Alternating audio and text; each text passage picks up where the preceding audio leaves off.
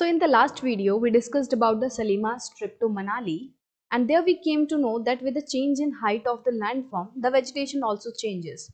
Like she told us about the huge jungles of silent teak trees which were there on the foothills, but as her bus climbed higher and higher on the mountain, those jungles disappeared slowly, and she saw some different kind of trees on the slope of the mountains, whose leaves were pointed and which made cone shaped canopies, and those trees were called coniferous trees.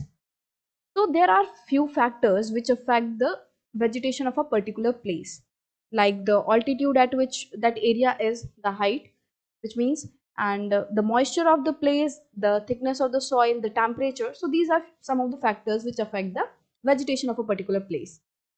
And we know that these factors changes from place to place. There are some areas which are extremely cold, and there are some areas which have around 49 degrees Celsius temperature. So definitely the vegetation which is going to be there is different. So we have divided the natural vegetation into three broad categories, which are forests, grasslands, and shrubs. And we are going to read in details about these categories, and we will see what kind of forests are found at what place, at which places grasslands are found, what are the places where shrubs are found. We are going to read in details about these things. Forest मतलब कि जंगल। तो अब देखते हैं कि जो जंगल है वो ऐसा नहीं होता कि हर जगह जंगल उग जाते हैं। तो बहुत सारे फैक्टर्स होते हैं जिनकी वजह से जंगल उगते हैं, जैसे कि टेम्परेचर एंड रेनफॉल। तो एक जगह पे अच्छी मात्रा में टेम्परेचर और रेनफॉल होना चाहिए, जिसकी वजह से वहां का जो ग्रीन कवर है वो ज्यादा हो पाए, जहाँ का जो ट्री है वो अच्छे से ग्रो कर पाए। तो एक प्लेस पे अच्छे फॉरेस्ट हो, उसके लिए बहुत ज्यादा जरूरी है कि वहां पे फेवरेबल टेम्परेचर हो और अच्छी मात्रा में रेनफॉल हो। तो depending upon these factors dense and open forest are grown. तो इन फैक्टर्स के बेसिस पर ही अलग अलग तरह के फॉरेस्ट बनते हैं, कि कहीं पे टेम्परेचर जो है वो अच्छा है, ना बहुत ज्यादा गर्म है ना बहुत ज्यादा ठंडा है, और रेनफॉल भी अच्छी मात्रा में होती है। तो ऐसी जगह पे बहुत ही डेंस फॉरेस्ट बनेंगे, मतलब कि बहुत ही घने जंगल बनेंगे, इतने घने कि अगर आप उसके बीच में से जाओगे तो आपको सूरज की किरण भी नहीं दिखेगी, इतने घने जंगल होंगे। और कहीं पे ऐसे फॉरेस्ट होंगे जो कि बहुत ओपन होंगे, जो जहाँ पे जो पेड़ है वो बहुत दूर दूर होंगे एक दूसरे से। तो इन फैक्टर्स के बेसिस पे क्या है, अलग अलग तरह के फॉरेस्ट बनते हैं। Then grasslands which grows in the region of moderate rain. Grasslands ऐसी जगहों पे उगते हैं जहाँ पे मॉडरेट रेन होती है, मतलब कि बहुत ही ज्यादा रेन नहीं होती, बट इतनी रेन होती है कि वहां पेड़ पौधे अच्छे से उग पाए। तो ग्रासलैंड्स जैसा कि नाम से पता चल रहा है कि ऐसी लैंड्स जहाँ पे ग्रास ही ग्रास है, ठीक है, जहाँ पे घास घास है, छोटी बड़ी जो भी घास है, बट वहां ज्यादा घास है, पेड़ इतने ज्यादा नहीं है कि जो लंबे लंबे पेड़ होते हैं, बड़े बड़े घने घने पेड़ वो हैं, ऐसी जगह पे नहीं मिलते। Then shrubs, thorny shrubs and scrubs grow in the dry regions. तो श्रब्स हैं जो झाड़ियां होती हैं, जो कांटेदार झाड़ियां होती हैं, स्क्रब्स जो होते हैं, वो ऐसी जगह पे उगते हैं जहाँ का जो रीजन है वो ड्राई होता है, सूखा होता है। सो ऐसी जगहों पे श्रब्स उगते हैं।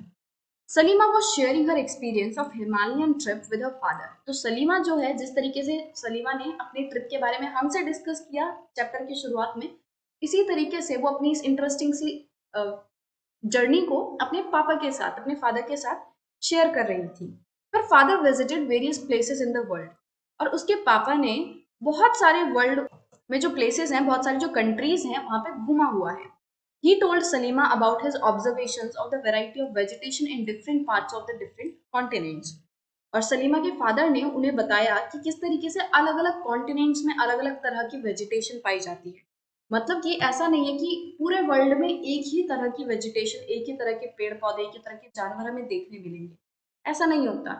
जब हम एक प्लेस से दूसरे प्लेस, अगर हम इंडिया की ही बात करें तो जैसे कि राजस्थान में देखें तो वहाँ पे बहुत ज्यादा डेजर्ट वगैरह है, वहाँ थोड़ा सूखा एरिया है, तो वहाँ आपको श्रब्स वगैरह देखने मिलेंगी। वहीं अगर हम मेघालय जैसी बात कर लें तो वहाँ पानी, जो बारिश अब बहुत ज्यादा होती है, वहाँ पेड़ पौधों को पानी बहुत अच्छी मात्रा में मिलता है, तो वहाँ बहुत घने जंगल है। तो जब हम अपने छोटे से देश में ही देख रहे हैं कि इतनी ज्यादा वेरिएशन आ रही है वेजिटेशन में, तो डेफिनेटली वर्ल्ड इतना बड़ा है, तो वर्ल्ड में अलग अलग कॉन्टिनेंट्स में, अलग अलग देशों में अलग अलग तरह की वेजिटेशन हमें देखने मिलेगी। He mentioned about the coniferous forest in the subpolar regions, thorny bushes in the desert, thick tropical hardwood forest in the humid regions, and many more. तो सलीमा के फादर ने सलीमा को बहुत ही अलग अलग तरह के फॉरेस्ट के बारे में बताया जो कि अलग अलग जगहों पे पाए जाते हैं। जैसे कि हम सब पोलर रीजन्स की बात करें, मतलब ऐसे रीजन्स जो कि पोल्स के पास हैं, नॉर्थ पोल साउथ पोल, तो ऐसे रीजन्स जो कि सब पोलर रीजन्स हैं वहां पे कोनीफेरस फॉरेस्ट मिलते हैं।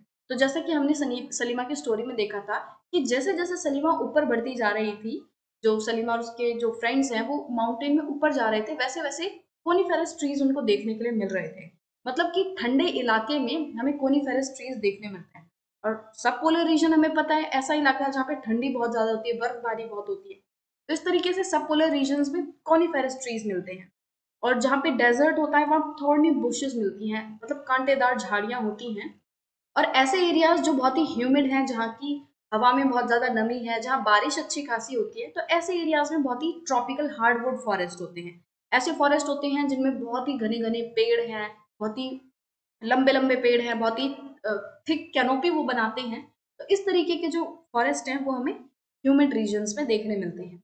Salima realized the Himalayas have almost all variety of vegetations which one can see while moving from equator to the polar region.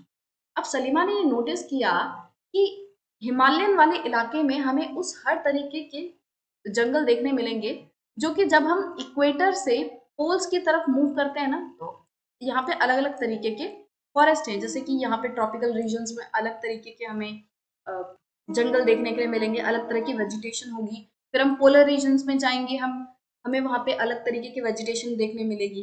तो इसी तरीके से जैसे जैसे हम इक्वेटर से पोलर वाले रीजन्स की तरफ जाते जाएंगे वहाँ हमें अलग अलग वेजिटेशन मिलेंगी। तो सिमिलरली हमें जो हिमालयन एरिया है वहाँ पे सेम इसी तरीके से अलग अलग तरीके के वेजिटेशन देखने मिलते हैं, अलग अलग तरीके के फॉरेस्ट देखने मिलते हैं। कि मतलब जैसे जैसे आप इक्वेटर से पोलर रीजन्स की तरफ जाओगे तो जो फॉरेस्ट आपको देखने मिलेंगे वैसे ही फॉरेस्ट आपको देखने मिलेंगे जब आप नीचे वाले इलाके से हिमालयास पे चढ़ोगे। ठीक है, तो नीचे वाले इलाकों में गर्मी रहती है और हिमालयास में जैसे जैसे जैसे हम ऊपर चढ़ते जाते हैं वैसे वहां पे ठंडी होती है। सिमिलरली इक्वेटर पे होता है, इक्वेटर के पास बहुत ज्यादा गर्मी होती है और जैसे जैसे हम पोलर रीजन्स पे जाते हैं वैसे वैसे वहां ठंडी होने लगती है। तो हमें कुछ सिमिलर काइंड ऑफ फॉरेस्ट देखने मिलते हैं इक्वेटर से पोलर तक और नीचे वाले इलाके से माउंटेन वाले रीजन तक, मतलब हिमालयास तक। तो ये सलीमा की ऑब्जर्वेशंस थी। और अगले वाले सेक्शंस में हम और डिटेल में जानेंगे कि हमें इक्वेटर के पास किस तरीके के फॉरेस्ट मिलते हैं, टेम्परेट फॉरेस्ट जो होते हैं टेम्परेट रीजन्स में किस तरीके के फॉरेस्ट मिलते हैं, पोलर रीजन्स में किस तरीके के फॉरेस्ट मिलते हैं। तो इन सभी चीजों के बारे में हम डिटेल में नेक्स्ट सेक्शन में पढ़ेंगे। The changes in the type of natural vegetation occur mainly because of the changes of climatic condition. तो जैसा कि हमने पहले ही पढ़ा कि बहुत सारे ऐसे क्लाइमेटिक फैक्टर्स होते हैं, डिफरेंट फैक्टर्स होते हैं जो कि एक जगह की नेचुरल वेजिटेशन को अफेक्ट करते हैं। तो ये जो नेचुरल वेजिटेशन में चेंजेस आते हैं कि हमें जो नीचे वाले इलाके थे, जो फुट हिल्स थे हिमालयास के, वहाँ पे साइलेंट टीक ट्रीज देखने मिले। पर जैसे जैसे हम ऊपर बढ़ने लगे, जैसे जैसे हम माउंटेन्स पे हाइट पे जाने लगे, वैसे वैसे हमें अलग तरीके के कोनिफेरस ट्रीज देखने मिले। तो ये जो चेंजेस हैं नेचुरल वेजिटेशन में वो वहाँ की क्लाइमेटिक कंडीशन की वजह से आते हैं। ठीक है, इसके अलावा और भी बहुत सारे फैक्टर्स होते हैं जो इनको अफेक्ट करते हैं, but mainly due to climatic conditions. अब नेक्स्ट सेक्शन से हम पढ़ेंगे कि वर्ल्ड में किस तरीके के अलग अलग नेचुरल वेजिटेशंस पाए जाते हैं, उन फॉरेस्ट के उन नेचुरल वेजिटेशन के क्या फीचर्स हैं और किस तरीके के जो जानवर हैं वो उन जगहों पे रहते हैं। ये सभी चीजें हम डिटेल में नेक्स्ट सेशन से पढ़ेंगे।